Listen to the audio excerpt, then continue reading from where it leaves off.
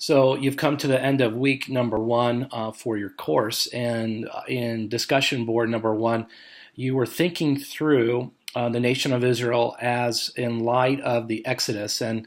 it's rather unique for you to consider that theme as an important backdrop of the Old Testament. Matter of fact, as you read through the psalmists and other prophets, they often allude back to the time of Moses and the time of suffering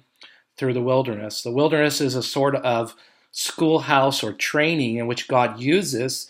for the people to redirect them back to who He is, His requirements for obedience, His requirements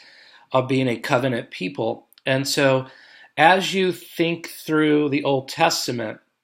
and really as you move toward the New, the writers are always redirecting us back to the struggle of the nation and the overall requirement that God is seeking on behalf of the people. For example, if you were to study Hebrews, you could look at Hebrews as a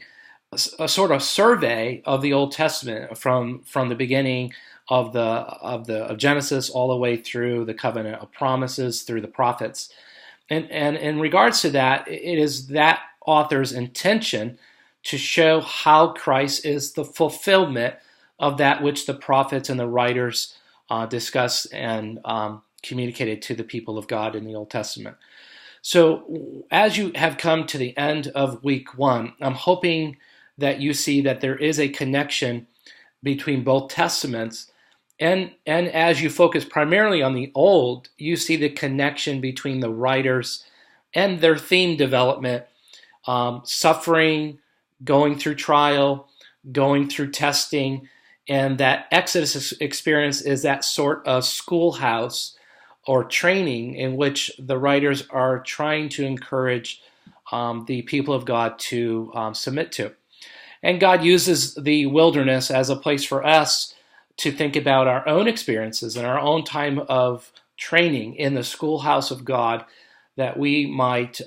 reshape our thinking, we might think high thoughts of the Lord,